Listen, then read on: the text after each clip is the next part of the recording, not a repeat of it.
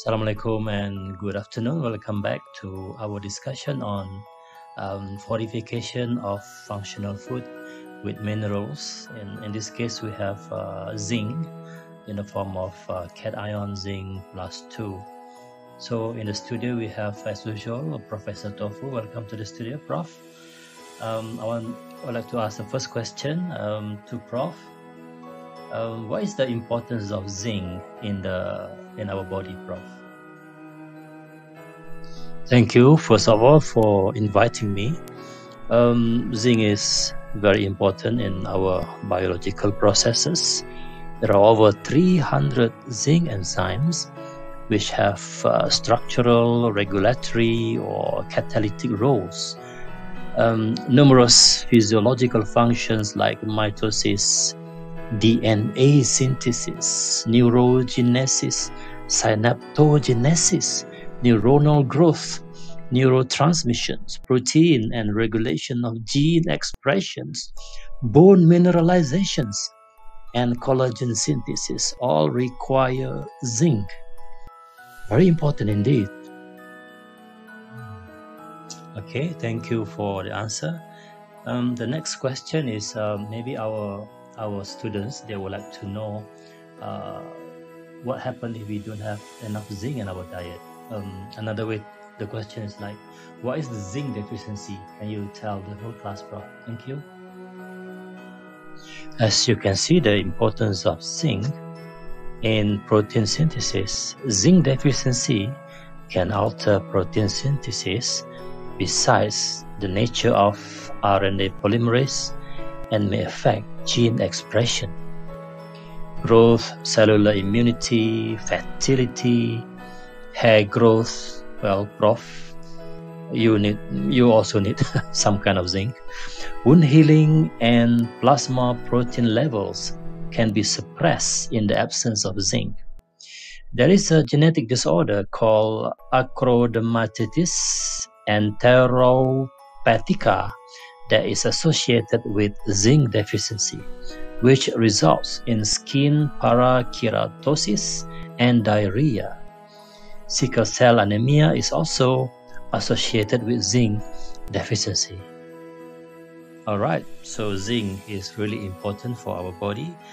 Next question is about the recommended dietary allowance, RDA. I know we don't use RDA, we use RNI. Can you give us some description of RDA as used in maybe United States, Prof? Thank you.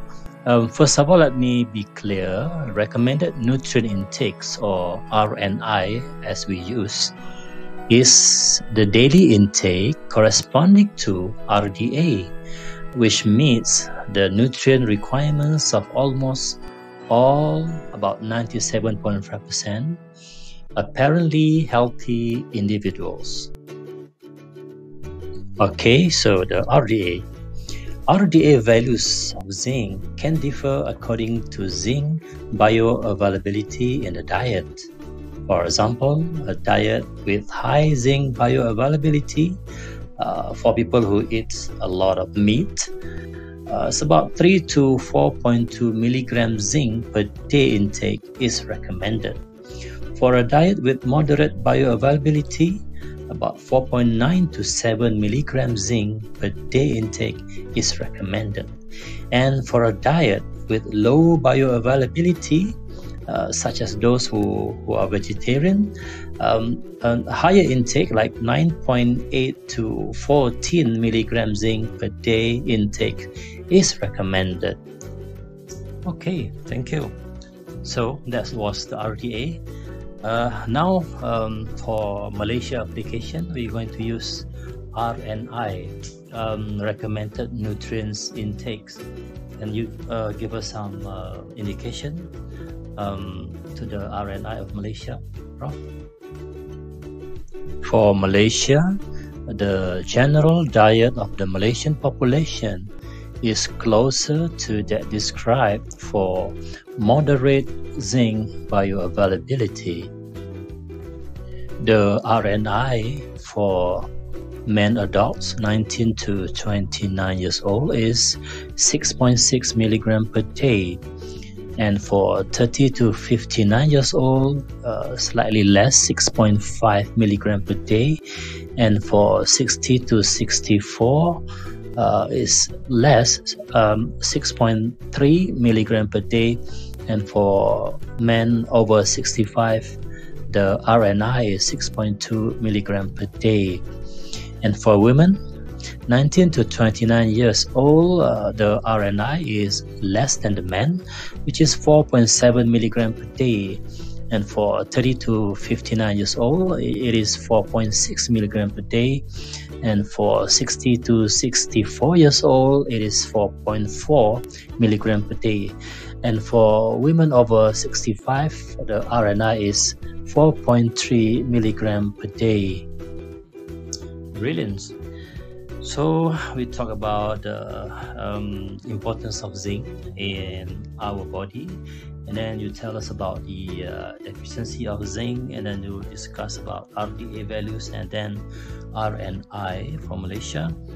The final question I would like to ask is about the substance used for fortification, i.e. the grass substances for zinc.